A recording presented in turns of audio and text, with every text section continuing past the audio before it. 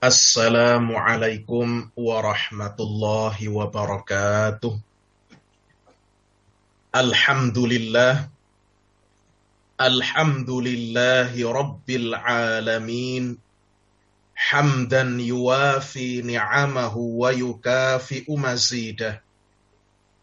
Wassalatu wassalamu ala man la nabiyya ba'dah. Nabiyina Muhammad ibn Abdillah wa ala alihi wa ashabihi wa man tabi'a hadiyah. Ashhadu an la ilaha illallah wahdahu la syarika lah wa ashhadu anna Muhammadan abduhu wa rasuluh ba'athahu Allahu ilan nasi kaffah.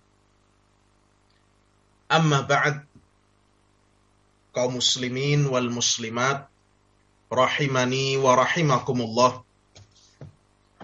Pada pagi hari ini insyaallah ta'ala, dengan meminta pertolongan Allah subhanahu wa ta'ala, kita akan melanjutkan kajian kita dari kitab Khudh aqidataka minal kitabi was sunnah. Ambillah akidahmu dari Al-Quran, Al-Kitab, dan As-Sunnah atau Al-Hadis. InsyaAllah pada pertemuan kali ini kita membahas persoalan nomor 26, 27, dan 28. Persoalan nomor 26. Ma hukmus sihri? Apa hukumnya as-sihr atau sihir? Al-jawab, jawabannya, al-amalu bis-sihri minal kufri. Mengamalkan ilmu sihir, melakukan praktek-praktek sihir, itu termasuk perbuatan kufur, kekufuran. Yakni yang dimaksud adalah kufrun akbar, kufur yang besar. Al-mukhriju anil millah, yang mengeluarkan pelakunya dari millah Rasulullah sallallahu alaihi wasallam, dari agama Rasulullah sallallahu alaihi wasallam, yakni agama Islam. Ya, di sini penulis rahimahullah, yakni Asy-Syaikh Muhammad bin Jamil Zainu, menuliskan bahwa al-amalu bis-sihri, mengamalkan ilmu sihir, orang yang melakukan praktek sihir, orang yang berbuat sihir, itu kufur akbar, keluar dari Islam. Ya. Dan termasuk kekufuran juga, ya, tidak hanya mengamalkan, tidak hanya melakukan praktek, tidak hanya melakukan perbuatan sihir itu, tapi juga mempelajarinya. Ya. At-ta'allum, mempelajari ilmu sihir itu juga sudah merupakan bentuk kekufuran. Karena yang namanya ilmu sihir itu memang dipelajari. Ya, supaya bisa ilmu sihir, supaya seorang bisa mencapai penguasaan terhadap ilmu sihir, itu memang caranya dipelajari. Dan kadang-kadang seorang tidak tahu bahwa dia saat dia mempelajari itu, dia sudah melakukan perbuatan kesyirikan. Dia sudah melakukan penyembahan pada syaitan. Ya, jadi ketika seorang itu belajar ilmu sihir, dia pasti telah membuat ikatan janji, persekutuan, mengabdikan dirinya, jiwanya kepada syaitan. Karena kalau tidak demikian, maka sihir itu tidak akan bisa jalan, tidak akan bisa dikuasainya. Penulis rahimahullah menyebutkan bahwa dalil dalam masalah ini, kata beliau, qala ta'ala, firman Allah subhanahu wa ta'ala dalam surah Al-Baqarah ayat ke-102. Silahkan nanti Bapak Ibu dan kaum muslimin wal muslimat mengeceknya di mushaf Al-Quran yang ada di rumah. surah Al-Baqarah ayat ke-102. Ya. Di sini penulis membawakan potongan ayat. Walakinna syayatina kafaru yu'allimuna an-nasa as-sihra. Akan tetapi syaitan-syaitan itulah yang kafir. Mereka mengajarkan sihir kepada manusia. Ini potongan ayat dari kelengkapan ayat ke-102 surah Al-Baqarah. Kelengkapannya demikian. Wattaba'u ma tatlus syayatinu ala mulki Sulaiman. Dan mereka, yakni orang-orang Yahudi, itu pada mengikuti apa yang dibacakan oleh syaitan-syaitan pada masa kerajaan Nabi Sulaiman alaihissalam. Ya. Jadi syaitan-syaitan itu membacakan, mengajarkan sihir pada masa kerajaan Nabi Sulaiman.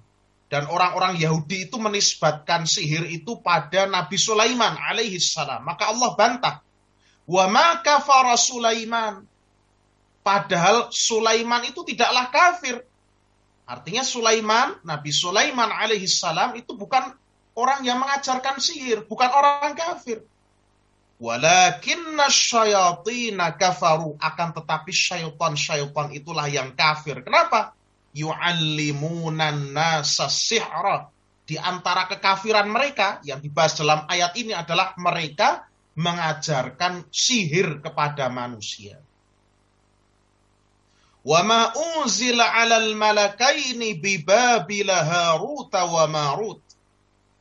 Dan apa-apa yang diturunkan kepada dua orang malaikat yang diutus di negeri Babil, yakni Harut dan Marut. Wa ma yu'allimani min ahadin. Dan tidaklah kedua orang malaikat itu, yakni Harut dan Marut, mengajarkan kepada seorang pun hatta yaqula, kecuali sampai mereka mengatakan innama nahnu fitnah, sesungguhnya kami berdua ini cuma fitnah, ujian dari Allah Subhanahu wa taala. Fala takfur, maka janganlah kamu sekalian kafir. Fayata'allamuna minhuma, maka mereka orang-orang itu belajar dari malaikat Harut dan Marut. Ma yufarriquna bihi bainal mar'i wa zawji. Apa-apa, yakni ilmu sihir, yang bisa memisahkan dengannya antara seorang dengan istrinya. Wa ma hum bidarrina bihi min ahadin illa biiznillah. Dan mereka tidaklah bisa menimpakan kemudaratan dengan sihir itu pada seorang pun kecuali atas seizin Allah. Wa yata'allamuna ma yadurruhum wa la yanfa'uhum. Dan mereka mempelajari apa yang membawa kemudaratan kepada mereka dan sama sekali tidak memberikan keuntungan kepada mereka. Walaqad alimu laman ishtarahu ma lahu fil akhirati min khalaq. Dan sungguh mereka telah mengetahui bahwa barang siapa yang mempelajari dan mengamalkan sihir itu, maka tidak ada baginya keberuntungan di akhirat kelak. Wala bi'sa ma syarau bihi anfusahum law kanu ya'lamun. Dan sungguh amat buruklah apa yang mereka jual dengannya jiwa-jiwa mereka, yakni sihir itu. Law kanu ya'lamun, sekiranya mereka mengetahuinya. Ayat yang ke-103, walau annahum amanu wattaqau lamathubatum min indillahi khairun law kanu ya'lamun. Dan sekiranya mereka beriman dan bertakwa kepada Allah, maka sesungguhnya pahala di sisi Allah itu lebih baik jikalau mereka mengetahuinya. Surat Al-Baqarah ayat 102 sampai 103. Jadi dari ayat yang mulia ini kita bisa mengambil pelajaran. Yang pertama, bahwasannya mempelajari ilmu sihir itu dan mengamalkannya, mempraktekannya, itu hukumnya kafir, mengeluarkan dari Islam. Sangat berbahaya. Hal ini nampak pada firman Allah dalam ayat ke-102 tadi, mengenai ucapan malaikat Harut dan Marut alaihimassalam, yang mana kedua orang malaikat ini diturunkan oleh Allah sebagai ujian bagi manusia. Mereka berdua mengatakan, innama nahnu fitnatun fala takfur. Kami itu hanyalah fitnah, hanya ujian, maka jangan kamu kafir. Yang maknanya adalah, la tata'allami sihra fa innahu kufur. Makna ucapan malaikat Harut dan Marut itu adalah, kami itu hanya fitnah, maka jangan kamu kafir dengan mempelajari ilmu sihir. Jadi mempelajari ilmu sihir itu saja sudah merupakan kekufuran, bukan hanya dengan mempraktekannya. Ini yang pertama. Yang kedua, dari ayat yang mulia ini kita bisa mengambil pelajaran bahwasannya sihir itu adalah ajaran syaitan. Tadi kan dijelaskan dalam ayat, wattaba'u ma tatlus syayatin, dan mereka mengikuti apa yang dibacakan oleh syaitan-syaitan ala mulki Sulaiman, pada masa kerajaan Nabi Sulaiman. Wa ma kafara Sulaiman, dan Sulaiman itu tidak kafir. Walakinna syayatina kafaru yu'allimuna an-nasa as-sihra. Akan tetapi yang kafir adalah syaitan-syaitan itu yang mengajarkan sihir kepada manusia. Jadi dari sini kita mengambil pelajaran bahwa sihir itu ajaran syaitan. Semua jenis sihir. Tidak ada yang namanya sihir yang baik, itu tidak ada. Tidak ada namanya sihir putih, sihir hitam, pembagian seperti itu, pembagian batil. Semua jenis sihir adalah kufur dan merupakan bentuk ta'zimus syayatin, merupakan bentuk pengagungan, peribadahan kepada syaitan. Dan ma'asyiral muslimin rahimakumullah, semua jenis sihir itu bermadarat, memudaratkan, membawa kerugian, membawa bencana, membawa dampak negatif. Apakah itu secara langsung maupun tidak langsung. Apakah itu madaratnya tertuju kepada si pembelajar atau tukang sihir itu sendiri, maupun juga bagi orang lain. Ya. Asy-Syaikh Al-Allamah Hafidh bin Ahmad Al-Hakami rahimahullahu ta'ala pernah mengatakan dalam kitabnya Ma'arijul Qabul, juz yang kedua halaman 552. Kata beliau, kullu man ta'allama as-sihra aw 'alimahu aw 'amila bihi yukaffar. Setiap orang yang belajar ilmu sihir atau menguasai ilmu sihir, ahli sihir maksudnya, au amila bihi, atau mengamalkan ilmu sihir, mempraktekkan ilmu sihir, buka praktek sihir, yukaffar, dia dianggap atau dihitung kafir kepada Allah. Dia dihitung telah murtad, keluar dari Islam. Kakufri syayatinil ladzina 'allamun nasa, sebagaimana kafirnya para syaitan yang mereka itu mengajarkan sihir kepada manusia. Idla farqa bainahu wa bainahum, karena tidak ada perbedaan antara dia di sini maksudnya orang yang belajar sihir, atau orang yang menguasai ilmu sihir, atau orang yang mengamalkan sihir. Itu tidak ada bedanya dengan syaitan. La farqa bainahu wa bainahum, tidak ada bedanya antara orang itu dengan mereka, yakni para syaitan. Tidak ada bedanya. Perhatikan kata Hafidh Al-Hakami rahimahullah, bal huwa tilmidhus syaitani wa khirrijuhu. Bahkan para tukang-tukang sihir, orang yang belajar ilmu sihir, orang yang ngelmu, orang yang menguasai sihir, ahli sihir, itu adalah tilmidzus syaitan, muridnya syaitan, wa khirrijuhu, dan alumnusnya syaitan, hasil didikannya syaitan. Tilmidzus syaitan wa khirrijuhu. Jadi bukan alumnus Gajah Mada, ini alumnusnya syaitan, universitas syaitan ini. Tilmidzus syaitan, muridnya syaitan, mahasiswanya syaitan. Kata beliau, anhu rawa. Dari syaitan itu dia meriwayatkan. Bukan meriwayatkan hadis, yaitu sihir itu yang diriwayatkan. Dan khabar-khabar dusta yang diriwayatkan. Anhu rawa. Orang-orang yang berkecimpung, masuk, terjatuh dalam ilmu sihir. Itu mereka meriwayatkan dari syaitan. Coba, kata-kata beliau langsung mengena sekali. Kalau ada orang biasanya meriwayatkan hadis, ini meriwayatkan sihir. Ini meriwayatkan kabar-kabar dusta. Ini meriwayatkan ya hal-hal yang berasal dari syaitan.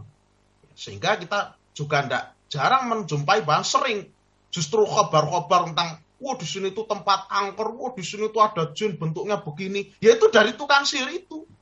Dari dukun-dukun itu membuat manusia takut dan lari dari Allah Jalla wa Ala. Wa bihi takharraja. Dan dengan syaitan itulah dia menjadi mahir, dia menjadi lulus dengan kumlot dengan syaitan itu. Takharraja ya. Maka kalau orang lulusan itu disebut mutakharrij. Takharraja ya takharraju ya, mutakharrij itu isim fa'ilnya. Lulusan yang kumlot menjadi mahir terhadap ilmu sihir karena syaitan itu. Wa iyyahu ittaba'a, dan kepada syaitan itulah dia mengikuti. Ini disebutkan dalam kitab Ma'arijul Qabul, juz yang kedua, halaman 552. Barakallahu fiikum. Al-Imamu Malik bin Anas, rahimahullahu ta'ala, imamnya negeri Hijrah, imamnya negeri Madinah, gurunya Al-Imamu Syafi'i, rahimahullah. Beliau juga pernah mengatakan, Inna ta'allumas sihra wa ta'limuhu kufrun wa illam ya'mal bihi zahirun fil ghayah.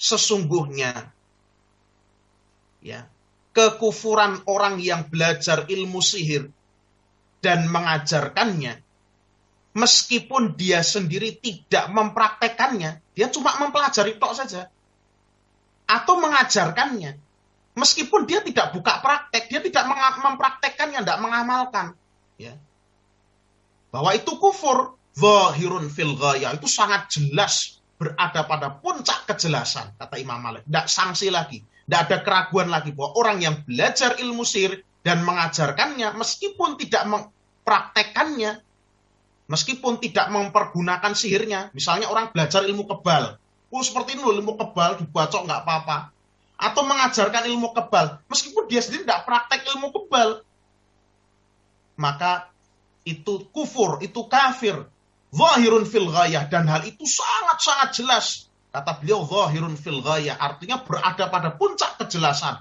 cetawela-welo. Idh ta'zimus syayatini wa nisbatul kainati ilaiha la yastati'u aqilun yu'minu billahi ayyaqula fihi innahu laysa bikufrin.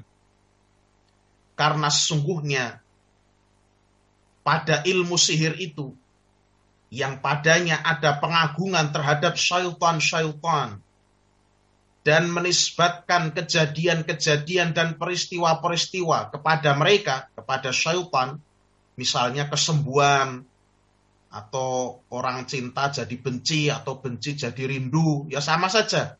Membuat peristiwa-peristiwa seperti itu, meminta tolong kepada syaitan, la yastati'u aqilun yu'minu billahi ayyaqula fihi innahu laysa bikufrin. Tidak bisa seorang yang berakal, yang beriman pada Allah, tidak mampu untuk mengatakan bahwa itu bukan kufur. Tidak akan mampu orang yang beriman dan waras untuk mengatakan itu bukan kufur. Tidak akan mampu. Itu kufur jelas, sharih, wadih, jelas, cetawelo-welo, zahirun fil ghayah. Sangat zahir, sangat nampak pada puncak kejelasan. Ini perkataan yang berharga dari Al-Imamu Malik bin Anas rahimahullahu taala, imamnya negeri Madinah, orang yang paling alim di Madinah ketika zamannya, dan beliau adalah guru dari Al-Imam Syafi'i rahimahullahu taala, salah satu imam mazhab yang 4. Ya. Jadi hati-hati. Hati-hati dengan ilmu sihir ini. Meskipun tidak mengamalkannya, meskipun tidak mempergunakannya, itu tetap kekufuran. Wal'iyadhu billah. Yang ketiga, ayat ini tadi di surat Al-Baqarah ayat ke-102 dan 103 juga menunjukkan bahwa syaitan itu dengan sihir yang menjadi ajaran dan amalannya itu berusaha untuk merusak urusan dunia dari seorang manusia. Atau dengan kata lain, syaitan itu tidak hanya berusaha merusak agama, tidak hanya berusaha untuk merusak agama seseorang, akan tetapi juga berusaha untuk merusak urusan-urusan dunianya.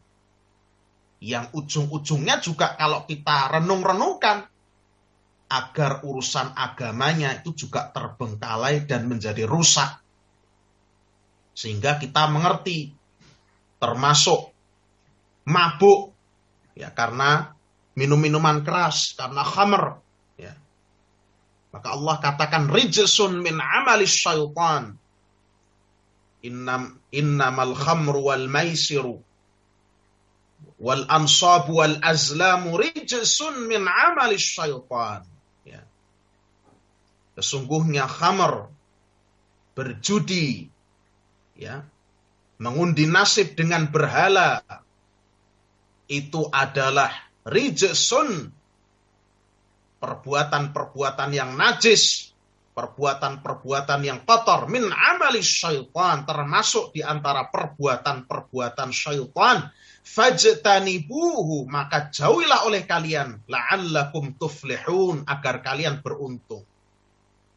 Coba dipikir-pikir, mabuk karena minum-minuman keras, karena khamr, karena alkohol, apa yang terjadi? Tidak hanya agamanya saja yang rusak, dunianya pun rusak.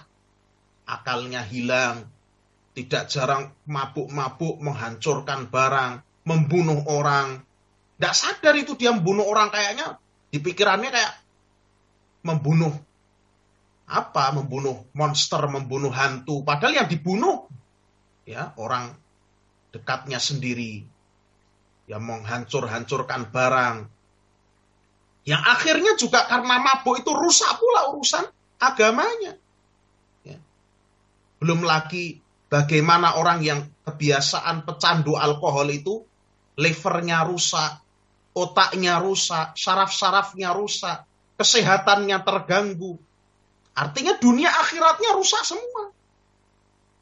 Orang overdosis obat, ya, narkotika, sudah agamanya rusak, dunianya juga rusak, masa depannya pun rusak. Orang isyq, orang mabuk asmara, ya, juga rusak juga dunia akhiratnya. Dia terjerembab dalam kesedihan yang berlarut-larut, ya, dalam kegalauan. Kemudian juga termasuk juga misalnya begadangan malam tanpa urusan yang bermanfaat, sehingga kesehatannya juga menjadi berkurang, dan lain sebagainya. Artinya syaitan itu tidak hanya berusaha merusak agama seseorang, tapi juga merusak urusan dunianya. Maka tadi kalau kita kaitkan, ilmu sihir itu bermadarat. Ya. Wa yata'allamuna minhuma ma yufarriquna bi bainal mar'i wa zawjih. Ya. Atau wa yata'allamuna ma yadurruhum wa la yanfa'uhum. Mereka mempelajari apa yang memadaratkan mereka dan sama sekali tidak membawa keuntungan bagi mereka. Ya. Artinya sihir itu bermadarat, menyakiti orang lain. Tidak jarang orang ada yang terbunuh karena disihir. Ya. Bagi orang itu sendiri juga bermadarat. Tidak jarang sebagai upah dari mempersembahkan sesuatu, sebagai upah dari bantuan syaitan. Ya. upah dari perjanjian dengan syaitan, dia harus mempersembahkan sesuatu, entah itu harta yang tidak sedikit, atau itu kadang-kadang juga jiwa. La haula wa la quwata illa billah. Dan di sini juga ada faedah bahwa menjaga keharmonisan rumah tangga, menjaga kesatuan keluarga itu sangat-sangat penting. Ya, sangat-sangat penting. Tadi disebutkan di dalam ayat ke-102 tadi, wa yata'allamuna minhuma ma yufarriquna bihi bainal mar'i wa zawjih. Dan orang-orang itu pada belajar ilmu sihir dari malaikat Harut dan Marut. Ilmu sihir yang bisa memisahkan antara seorang dengan zaujih, dengan istrinya. Artinya diambil dari sini bahwa salah satu bentuk sihir yang paling utama, paling kuat, ya, paling pokok itu adalah memecah keharmonisan rumah tangga, merusak kesatuan keluarga. Sehingga diambil sebaliknya bahwa menjaga keharmonisan rumah tangga, menjaga kesatuan keluarga itu sangat penting. Mengapa demikian? Karena keluarga itu adalah madrasatul ula, madrasah yang pertama dan utama. Tempat mendidik yang paling awal dan yang utama itu adalah keluarga. Keluarga adalah benteng dari hal-hal yang merusak. Maka ikatan suami istri itu adalah penjagaan himayah minaz zina, dari zina. Kerjasama saling mencukupi, saling menghidupi antar anggota keluarga itu adalah penting untuk bisa menegakkan urusan-urusan agama. Maka iblis dan bala tentaranya, para syaitan, itu sangat benci dengan keluarga. Sangat ingin merusak kesatuan keluarga. Ingin memporak-porandakan keharmonisan rumah tangga. Maka kita camkan baik-baik. Barang siapa yang melihat rumah tangganya yang tadinya orangnya soleh-soleh, yang tadinya harmonis, penuh dengan sakinah, mawaddah warahmah, kok dilanda cekcok, pertikaian, permusuhan. Jangan-jangan hati-hati, syaitan sedang berusaha menggoda, merobohkan bahtera rumah tangga kita. Kita harus waspada ini. Syaitan memang ingin sekali untuk merusak keharmonisan rumah tangga, keharmonisan kesatuan keluarga. Disebutkan dalam Sahih Muslim dari hadis Jabir radhiyallahu taala anhu, Nabi kita alaihi salatu wassalam pernah bersabda, "Inna iblisa yada'u 'arsyahu 'alal ma' thumma yab'atsu sarayahu." Sesungguhnya iblis itu meletakkan singgasananya di atas air. Itu untuk menandingi Allah. Karena Allah itu arsy-nya itu di atas 7 langit itu. Di atas 7 langit itu ada air, samudra yang besar sekali. Ya, yang lapis antara bawah samudra sampai atas samudra itu sama dengan lapis tiap-tiap langit itu. Nah, di atas air samudra yang besar dan luas itu ada arsy Allah, ada singgasana Allah, ada tahta Allah. Iblis itu, ya, yang terlaknat itu dia niru-niru Allah. Cuma dia tidak seperti keagungan Allah. Tidak ada yang bisa menyamai Allah. Karena randuwe tidak punya kekuasaan seperti Allah. Dia cuma seorang yang terlaknat. Sehingga dia pun menaruh singgasananya ning dhuwur segara. Ya, di laut. Ya. Kemudian iblis itu mengutus dari arah laut itu, mengutus para tentaranya. Fa'adnahum minhu manzilatan a'zamuhum fitnah. Maka orang atau setan yang paling dekat kedudukannya dengan iblis itu bosnya, bahne. Nah, yang paling dekat kedudukannya dengan si iblis itu adalah yang bisa melancarkan fitnah yang paling besar kepada manusia. yaji'u ahaduhum, maka datanglah salah seorang bala tentara iblis, yakni syaitan itu melapor. Fayaqulu fa'altu kadza wa kadza. Dia pun mengatakan, "Hai iblis, saya sudah melakukan ini dan ini." Kalau bahasa kita ya, "Halo bos, saya sudah begini dan begini bos." Nah, fayaqulu, maka iblis pun mengatakan, "Ma sana'ta syai'an." Kamu belum apa-apa, kamu belum melakukan apa-apa kamu. Qala thumma yaji'u ahaduhum fayaqul. Kata Nabi alaihi afdalus salati wassalam, kemudian datanglah yang lainnya lagi. Dia melapor, "Wahai paduka iblis, ya, ma taraktuhu hatta farraqtu bainahu wa baina imra'atih." Saya tadi menggoda seseorang dan saya tidak meninggalkannya sampai saya berhasil memisahkan antara dia, membuat cekcok antara dia dengan istrinya. Qala fayudnihi minhu, kata Nabi sallallahu alaihi wasallam, maka iblis pun sangat gembira. Dia mendekatkan bala tentaranya tadi kepadanya, didekatkan, dijadikan orang kepercayaannya, dijadikan orang yang punya kedudukan istimewa. Wa yaqulu ni'ma anta, dan iblis mengatakan, kamu ini sebagus-bagusnya bala tentaraku. Kamu ini loh paling cocok. Ini seperti ini yang saya pengen. Ya, ini hadis sahih diriwayatkan oleh Imam Muslim. Ya, dari hadis ini jelas sekali bahwa ya di antara sihir atau makar syaitan yang paling besar, ya di antara yang paling besar, ya tidak semuanya, tidak satu-satunya. Tapi ini salah satu di antaranya adalah membuat porak-porandanya keharmonisan, keutuhan, kesatuan antara suami dan istri atau juga dalam keluarga. Barakallahu fikum. Jadi ada yang namanya sihir itu as-sarf. As-sarf, ya. Sarf kan artinya perubahan, artinya mengubah orang yang tadinya cinta jadi benci. Orang lagi mantenan, lagi akad, ya, lagi malam pertama tiba-tiba lihat istrinya seperti monster, seperti genderuwo.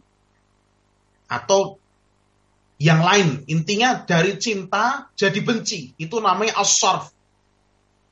Ada yang namanya al-'athaf, ini lawannya. Orang yang benci jadi cinta. Ya. Ini semuanya sihir. Apapun itu namanya. Mau dinamai pelet kah, mau dinamai aji pengasian kah, mau dinamai semar mendem kah, mau dinamai semar mesem kah, mau dinamai jaran goyang kah.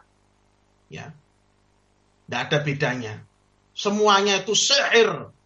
Semuanya itu dilarang, semuanya itu haram, semuanya itu kufrun, semuanya syirik. Apapun namanya tidak teranggap seperti minuman keras, itu mau dinamai khamr, mau dinamai topi miring, mau dinamai anggur merah, kayak, mau dinamai bintang kejora, kayak.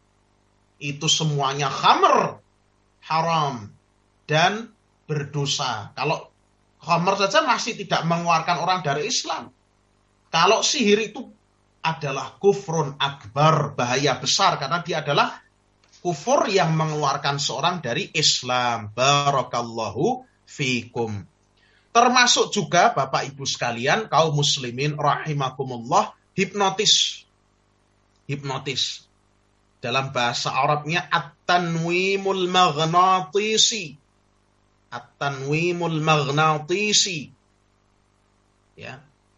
Hipnotis ini juga bagian termasuk pembicaraan ini, yakni termasuk jenis sihir. Coba orang yang dihipnotis, digendam, melihat orang itu bisa melihat setan. Dilihat orang temannya sendiri seperti lihat setan. Menggambar titik itu juga setan. Bisa. Melihat orang lain seperti istrinya sendiri juga bisa.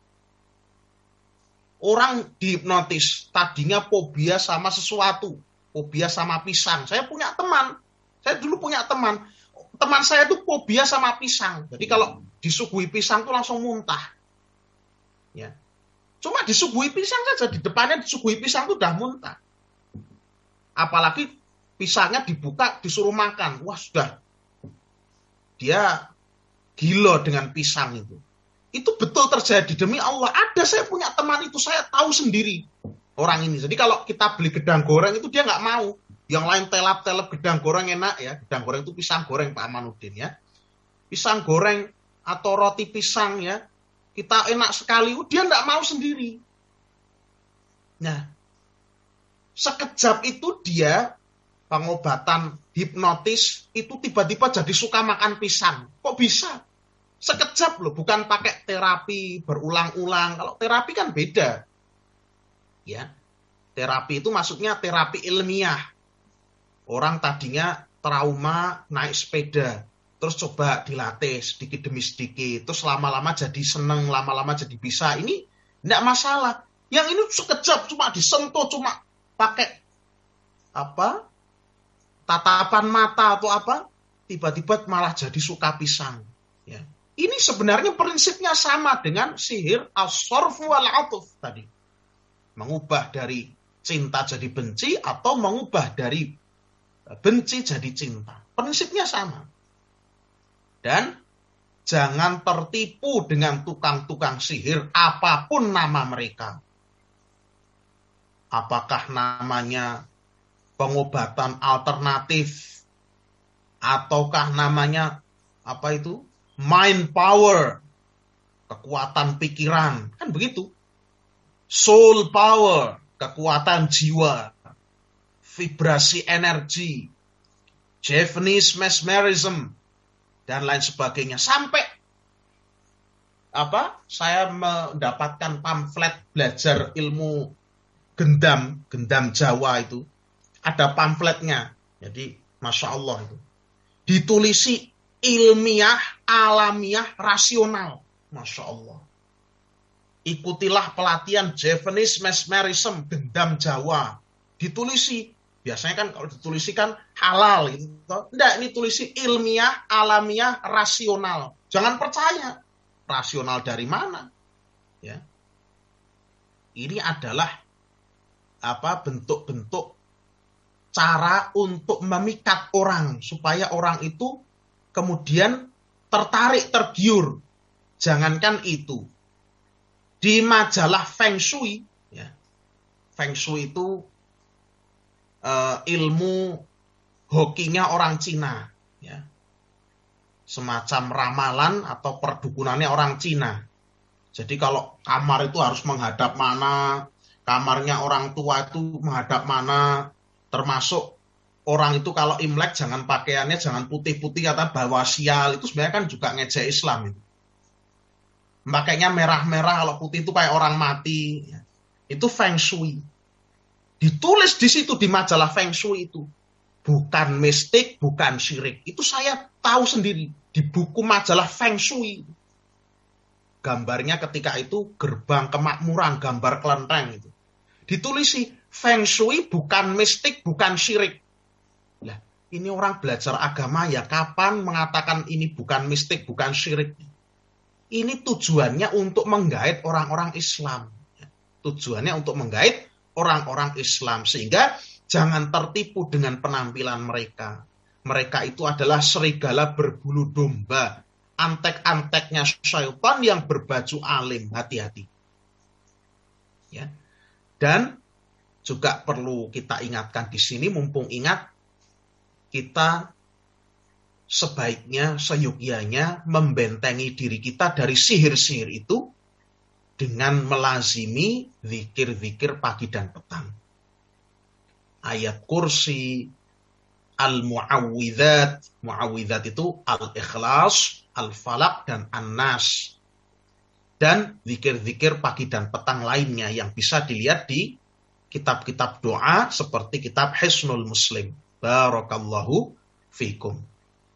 Ini faedah yang bisa kita ambil dari ayat ke-102 surat Al-Baqarah yang disebutkan oleh penulis tadi. Wa qala sallallahu alaihi wasallam, dan setelah penulis membawakan dalil dari Al-Quran, beliau membawakan dalil dari hadis. Nabi sallallahu alaihi wasallam bersabda, ijtanibus sab'al mubiqat. Jauhilah oleh kalian 7 perkara yang membinasakan. Jauhilah oleh kalian 7 perkara yang membinasakan. Beliau menyebutkan nomor 1 dan nomor 2. Yang pertama adalah asyirku billah, menyekutukan Allah, menjadikan tandingan-tandingan bagi Allah, berbuat syirik, ya, menjadikan sekutu atau tandingan bagi Allah dalam peribadatan kepadanya. Yang kedua, as-sihru, dan sihir. Jadi di sini lebih umum lagi dalam hadis ini, baik yang berbuat atau mempelajari atau mengajarkannya. Rawahu Muslim, hadis riwayat Muslim. Soalan nomor 27. Hal nusaddiqul arrafa wal kahina fi ilmil ghaib? Apakah kita membenarkan al-arraf, ya, para arraf, wal kahin, dan kahin, fi ilmil ghaib, tentang ucapan-ucapan mereka terkait dengan ilmu-ilmu ghaib. Yang dimaksud dengan al-kahin adalah orang-orang yang biasa turun kepada mereka syaitan-syaitan membawakan khobar-khobar yang dicuri-curi dari berita langit. Ya.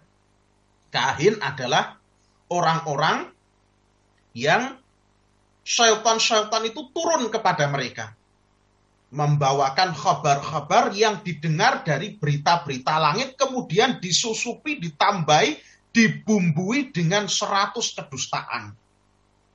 Sehingga kalau suatu ketika ada sedikit saja, secuil saja dari ucapan mereka itu yang seolah-olah bisa digotak-gadokkan dengan peristiwa yang terjadi, ya, maka orang-orang akan mengira bahwa orang ini itu bisa mengetahui perkara-perkara yang akan datang, bisa mengetahui perkara-perkara yang gaib. Orang ini sakti, sehingga manusia pun berdatangan kepadanya meminta jawaban-jawaban, meminta fatwa-fatwa, meminta petunjuk-petunjuk dan arahan dari orang ini, dari kahin ini. Orang ini dijadikan sebagai rujukan. Ya. Banyak sekali jenis-jenis orang semacam ini yang konon katanya sudah bisa meramalkan corona sejak berapa tahun yang lalu, bisa meramalkan ini dan itu. Ya, ini kahin. Adapun arraf adalah sighah mubalaghah dari kata arif, artinya arif itu kan yang mengetahui. Arraf itu sighah mubalaghahnya. Ya. Artinya orang yang mengklaim dia itu bisa mengetahui perkara-perkara gaib. Ya, kata Syekhul Islam Ibnu Taimiyah rahimahullah, al-arraf adalah istilah yang umum yang mencakup para ahli nujum. Ahli nujum itu yang melihat benda-benda langit, melihat bintang-bintang, ya, untuk meramalkan nasib, meramalkan hal-hal yang akan terjadi, ya. Termasuk kalau sekarang diformulasikan dalam bentuk horoskop, ya, ada pista dan lain sebagainya itu. Kemudian ramal, tukang ramal, entah itu yang pakai bola kristal atau pakai membaca garis tangan, itu tukang ramal dan lain sebagainya, yang mereka itu, ya, bekerja sama dengan syaitan, mengabarkan atau menerawang apa-apa yang akan terjadi atau apa yang terjadi di tempat yang jauh, atau mengabarkan barang yang hilang dan seterusnya. Jadi kalau ada orang itu, biasanya kalau ada orang kecurian, ya, kalau di Jawa itu ada orang kecurian, selain lapor polisi karena tidak percaya polisi biasanya lama, terus dia minta bantuan dukun. Ada di mana barang yang hilang tersebut. Ya.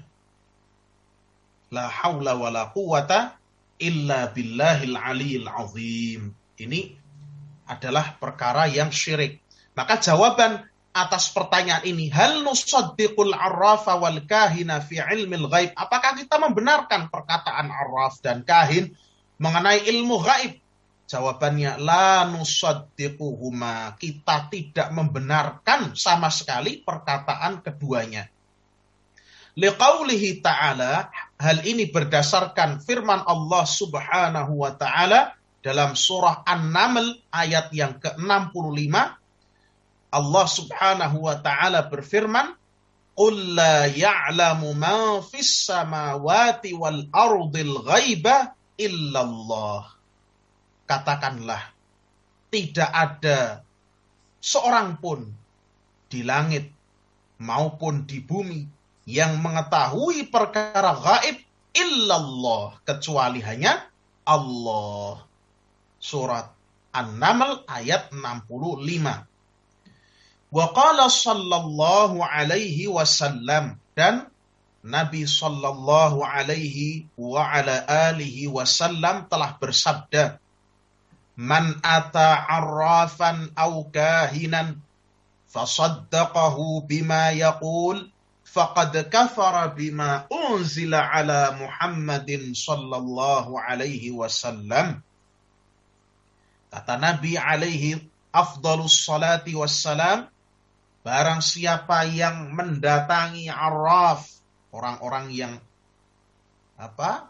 mengabarkan perkara-perkara gaib, mengabarkan barang-barang yang hilang, mengabarkan hal-hal yang di tempat jauh, meramalkan nasib, au kahinan, atau yang bekerja sama dengan syaitan, yang diberitahu oleh syaitan kabar-kabar dari langit yang dibumbui dengan kedustaan-kedustaan. Fasaddaqahu bima yaqul, kemudian dia membenarkan apa yang mereka ucapkan. Faqad kafara bima unzila ala Muhammadin sallallahu alaihi wasallam, maka sungguh dia telah kafir kepada apa yang diturunkan kepada Nabi Muhammad sallallahu alaihi wasallam. Ini hadis yang sahih, diriwayatkan oleh Al-Imam Ahmad.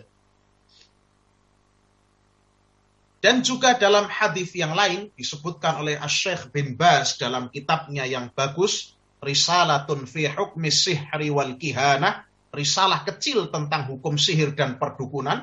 Beliau menyebutkan sebuah hadis riwayat Muslim, man ata arrafan fasa'alahu an syai'in lam tuqbal lahu salatun arba'ina yauman. Barang siapa yang mendatangi arraf, tukang ramal, ahli nujum, ahli meramal nasib, kemudian bertanya kepadanya tentang sesuatu, maka tidak diterima darinya satu salat pun selama 40 hari. Berdasarkan hal ini, para ulama mengatakan kalau ada seseorang mendatangi dukun, mendatangi tukang ramal, mendatangi suhu itu maksudnya guru yang bisa meramalkan nasib tapi ala Cina, itu suhu. Ya, meskipun arti suhu itu tidak mutlak seperti itu, tapi kalau dulu mesti seperti itu. Suhu itu orang yang bisa mengetahui hal-hal gaib, tapi dengan cara perdukunan Cina. Atau master, atau siapalah itu, yang termasuk di antara para tukang-tukang ramal ini, kemudian menanyakan kepada mereka tentang sesuatu. Ya, dia tidak membenarkannya, cuma tanya, cuma pengen tahu saja. Lam tuqbal lahu salatun arba'ina yauman. Tidak akan diterima salat darinya.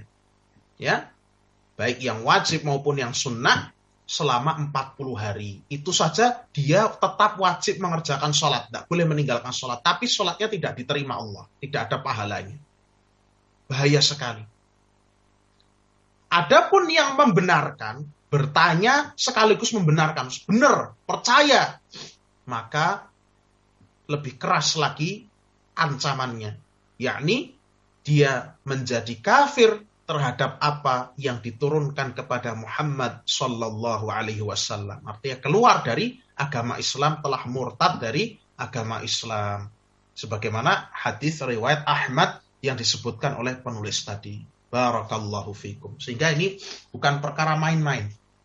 Ya, tentang para tukang sihir, tukang ramal, dukun-dukun, ini bukan perkara main-main, ini perkara yang sangat serius. Sehingga jangan biasakan, ya, jangan biasakan berhenti. Ini perkara yang sebenarnya mudah. Berhenti dari kita menengok-nengok, melongok-longok dalam koran, ada di sana horoskop hari ini. Oh, kalau bintangnya Sagittarius, hari ini jodohnya lancar, hari ini rezekinya bagus. Cuma ada permasalahan dalam ini dan itu biasanya orang tuh ke bawah. Pertama cuma pengen tahu, ya. Lama-lama ke bawah. Di situ Anda akan mengalami kesialan hari ini. Ya namanya kesialan, namanya orang saya kesandung batu aja kemudian dia kait-kaitkan, sial saya. Nah itulah tadinya awalnya cuma baca-baca pengen tahu, lama-lama hati itu akan terpaut dengan fitnah tadi. Ya, terfitnah hati itu.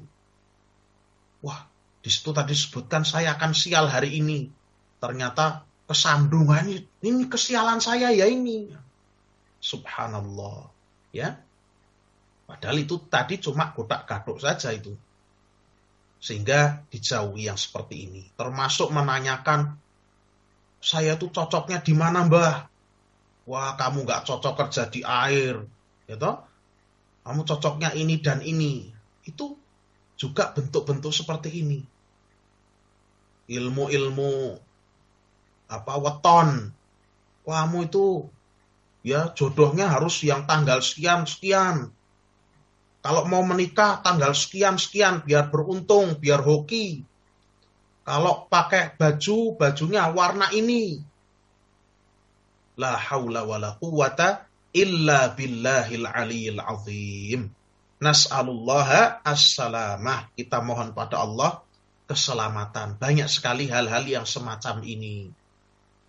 Ramalan-ramalan dan lain sebagainya. Ada yang pakai garis tangan. Garis tangan dibaca. Ya. Wah, ini garis tangannya panjang, berarti hidupnya panjang. Wah, ini garis tangannya ada putus-putus di sini, ini berarti nanti putus di tengah jalan atau bagaimana. Ya subhanallah, hal-hal semacam ini. Ya, kadang-kadang orang-orang semacam ini itu biasanya juga banyak yang berbaju alim, ya, berbaju seolah-olah dia adalah kiai, seolah-olah dia adalah ustaz, seolah-olah dia adalah ulama, ya. Padahal dia sebenarnya barisan dari dukun-dukun seperti ini. Barakallahu fikum. Terakhir untuk hari ini pertanyaan ke-28. Hal ya'lamul ghaiba ahadun? Apakah ada seseorang yang mengetahui ilmu gaib? Ya. Apakah ilmu gaib itu diketahui oleh seseorang? Seorang bisa mengetahui ilmu gaib? Jawabannya la ya'lamul ghaiba ahadun. Tidak ada seorang pun yang bisa mengetahui perkara-perkara gaib.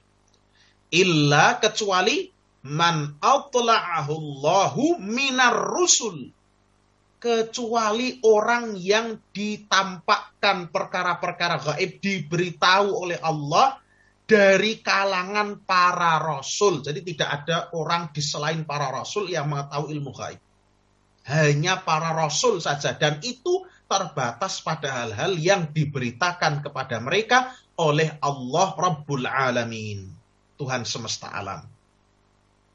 Maka Nabi kita alaihi salatu wassalam mengetahui, ya, mengkhabarkan perkara-perkara yang akan terjadi di masa depan, yang kini kita sudah banyak menjumpainya. Itu bukan karena beliau tahu perkara gaib, itu diberitahu oleh Allah subhanahu wa ta'ala. Dan yang diberitahu terbatas dari kalangan para rasul. Ya. Jadi yang pertama saya tegaskan, terbatas dari kalangan para rasul, para utusan Allah.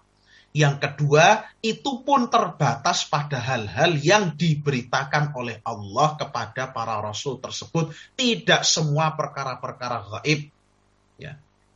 Termasuk mengenai wafatnya, di mana, kapan. Rasulullah alaihi salatu wassalam tidak mengetahui.